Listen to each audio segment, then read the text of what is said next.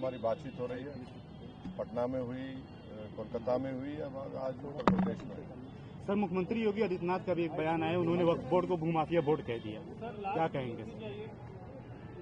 एक पार्लियामेंट के कानून के तहत वक्फ बोर्ड बनता है, स्टैट्यूटरी बॉडी है।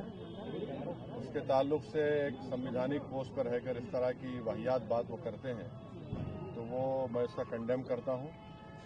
और वो क्यों कह रहे हैं? इसलिए कह रहे हैं कि वो नफरत की फिजा जो है मुसलमानों के खिलाफ उसको और फैलाना चाहते हैं। जब उत्तर प्रदेश में जितनी वक्फ की प्रॉपर्टीज हैं उसको सरकार के ऑफिसर खुद सर्वे करते हैं, और सर्वे करने के बाद जब रिपोर्ट लिखते हैं चीफ सेक्रेटरी को, तो सरकार उन प्रॉपर्टीज को गजट इशू कर गई थी कि वक्फ की प्रॉपर्टी है। वो कैसे इस तरह की बात करते हैं? तो सिर्फ और सिर्फ नफरत फैलाना इनका काम है, और वही काम कर रहे हैं। सर, मीडिया रिपोर्ट्स में ये बात आई है कि उत्तर प्रदेश सरकार ने अभी ये बात कही यहाँ पर IAS के थ्रू कि 80% के आसपास जो वक्फ की संपत्तियां हैं वो सरकार की संपत्तियां। सुनिए, अभी हम जवाब दिए हैं। जितने भी वक्फ प्रॉपर्टीज उत्तर प्रदेश में है उसका गजट नोटिफिकेशन किसने इशू किया? आपने तो इशू नहीं किया, हमने तो इशू नहीं किया, सरकार ने इशू किया। अब सरकार अब इशू कर रही है तो फिर वो बताए कैसा वो गलत हो रहा है। सरकार ही खुद इशू कर रही है और सरकार के इशू के ऊपर गजट होता है। और उत्तर प्रदेश में 95% वक्फ प्रॉपर्टीज जो है वक्फ बाय यूजर है। अब ये जो बिल आया है, इस बिल में वक्फ बाय यूजर को आप निकालेंगे तो फिर उन प्रॉपर्टीज का स्टेटस क्या होगा बताइए? सर, ये आखिरी बैठक थी कहीं ना कहीं। इंच की जमीन हम वापस लेंगे, इसका क्या आशय है? वो इंच की जमीन कहाँ है? वो तो गजट नोटिफिकेशन सरकार का इशू है। उस गजट नोटिफिकेशन कैंसिल करेंगे क्या? वो कौन सा कहाँ पर है? अच्छा, संभल की मस्जिद है, ASI का मॉन्यूमेंट है, और उस मॉन्यूमेंट के 5 फीट के ऊपर आप आउटपोस्ट बना रहे हैं, तो 100 मीटर का कानून लागू नहीं होता उसके ऊपर? क्या बात कर रहे हैं? और फिर वो लोग भी तो, वो जो प्रॉपर्टी है 39A में मुरादाबाद की वक्फ की रजिस्टर्ड है वो। रिपोर्ट कब तक जमा हो सकती है? अब देखिए, अब बजट सेशन के आखिरी दिन तक रेजोल्यूशन से पार्लियामेंट ने टाइम दिया है। अब हम तो हमारे चेयरमैन साहब से रिक्वेस्ट किए हैं कि आप इसको जल्दबाजी मत करिए, पूरा सुनने दीजिए।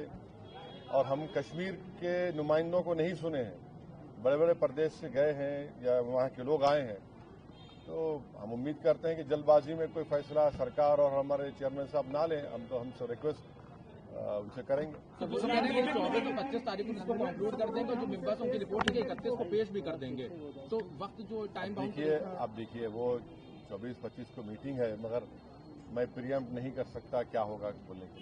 पिछली कुछ बैठकों में देखने को मिला था हिंसा हो गई, सांसद उत्तराखंड में UCC लागू करने का, उत्तराखंड में UCC को लेकर उन्होंने ये इसको UCC नहीं बोल सकते आप।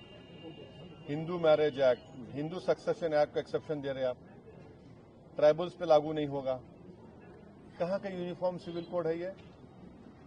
आप सिर्फ मुसलमानों को उनके मजहबी तरीके से शादी या डिवोर्स या फिर जायदाद का बंटवारा उसको रोक रहे हैं। तो कहाँ है यार? आप तो Hindu marriage act, Hindu succession act में तो लागू नहीं हो रहा। और ये झूठ बोल रहे हैं। इस देश में ऑलरेडी अगर आप अपने रिलीजन के कानून के तहत कोई चीज नहीं करना चाह रहे तो आपके पास स्पेशल मैरिज एक्ट है, इंडियन सक्सेशन एक्ट है, जुवेनाइल जस्टिस एक्ट है, उसको इस्तेमाल करिए ना। और ये बात हमको समझ में नहीं आ रही कि हिंदू अनडिवाइडेड टैक्स रिबेट जो मिलता है, 2 साल पहले 1700 करोड़ का टैक्स रिबेट मिला, वो क्यों नहीं मिलता मुसलमानों को, ईसाइयों को? ये तो राइट टू इक्वालिटी के खिलाफ है। और आप यूनिफॉर्म सिविल कोड की बात करते हैं, मगर कोई अपना मजहब हिंदुइज्म से चेंज करता है तो उसको परमिशन लेना पड़ता है। तो कहाँ का यूनिफॉर्म सिविल कोड हुआ ये? सर, कहीं ना कहीं ये जो वक्फ एक्ट है वो सीधे तौर पे मुसलमानों से जुड़ा हुआ है। तो देश के मुसलमान क्या चाहते हैं? वो ये जो एक्ट है वो लागू होना चाहिए। कौन सा एक्ट? वक्फ अमेंडमेंट एक्ट। देखिए, जहां तक हम जानते हैं मुसलमानों का एक बहुत बड़ा ऑर्गेनाइजेशन है all India Muslim personal law board, जिसमें मुसलमानों के मुख्तलिफ मसलक और मुख्तलिफ ऑर्गेनाइजेशन, सोशल, रिलीजियस सब हैं। सब ने उसमें पर्सनल लॉ बोर्ड ने इसको रिजेक्ट किया है और सब ये कह रहे हैं कि 2013 का जो कानून है वो बेहतर है, जो प्रिंसिपल एक्ट है। आज आप कोई कानून ला रहे हैं तो वक्फ की इस जायदाद को बचाने के लिए नहीं, वक्फ की जायदाद को बर्बाद करने के लिए ला रहे हैं। आप बताइए कि वक्फ बोर्ड में नॉन मुस्लिम मेंबर कैसे होगा? उत्तर प्रदेश में काशी विश्वनाथ बोर्ड है, क्या कोई नॉन हिंदू मेंबर बन सकता है? नहीं बन सकता है। आप कह रहे हैं कि अगर कोई मुसलमान जो 5 साल तक इस्लाम फॉलो करेगा वही प्रॉपर्टी वक्फ को दे सकता है, माने फिर वो 5 साल तक किसी और धर्म के स्थान को दे सकता है प्रॉपर्टी, मगर मुसलमान को, मस्जिद को या दरगाह को नहीं दे सकता। तीसरा, आप कह रहे हैं कि कलेक्टर को हम पावर देंगे। कलेक्टर कैसे पावर देगा? वो तो प्रिंसिपल्स ऑफ नेचुरल जस्टिस के खिलाफ है। कलेक्टर तो गवर्नमेंट का अपॉइंटी होता है। हाँ। चौथा, आप कह रहे हैं कि वक्फ बाय यूजर खत्म कर देंगे। वक्फ बाय यूजर तो अगर खत्म होगा तो फिर उत्तर प्रदेश में 95% वक्फ प्रॉपर्टीज वक्फ बाय यूजर, उसका क्या होगा? तो सर ये सुन तो लीजिए। फिर आप कह रहे हैं कि कोई भी जाकर कलेक्टर को कंप्लेन कर दे कि भाई ये फुला मस्जिद नहीं है, तो कलेक्टर जैसा उसमें इंक्वायरी ऑर्डर करेंगे, जब तक इंक्वायरी कंप्लीट नहीं होती वो मस्जिद नहीं रहेगी।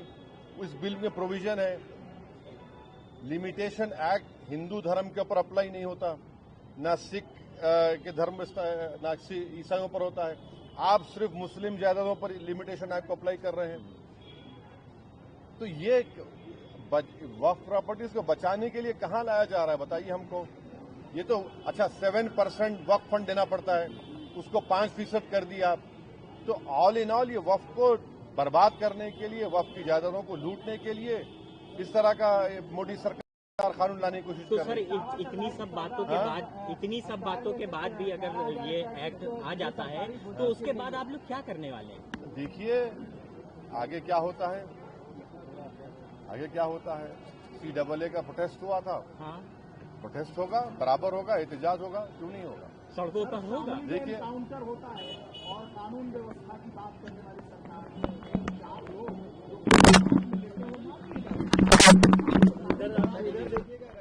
ये तो कानून की राज है। ये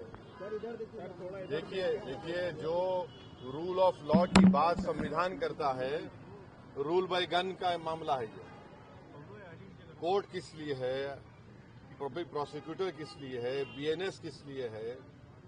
अगर ये सब आप सिर्फ गन से इंसाफ को समझते हैं तो फिर इसकी जरूरत ही नहीं है। सर संभल मामले में आज न्यायिक आयोग फिर से संभल गया, उसने मस्जिद की संभल मामले में जो न्यायिक आयोग बनाया गया, आज वो संभल में विजिट किया, उसने मस्जिद का फिर मुआयना किया और साथ में विक्टिम से भी मिला। क्या लगता है इस न्यायिक आयोग में? आप ये क्यों नहीं पूछ रहे कि जिसको पुलिस स्टेशन बुलाया था मर गया? वो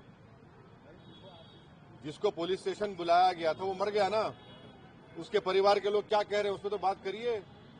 4 मासूम लोगों की मौत हो गई, 3 को पीठ पर लगी, 3 को सीने पर लगी, 1 को पीठ पर लगी, और फिर ये तो सुप्रीम कोर्ट ने रोक लगा दी वहां पर।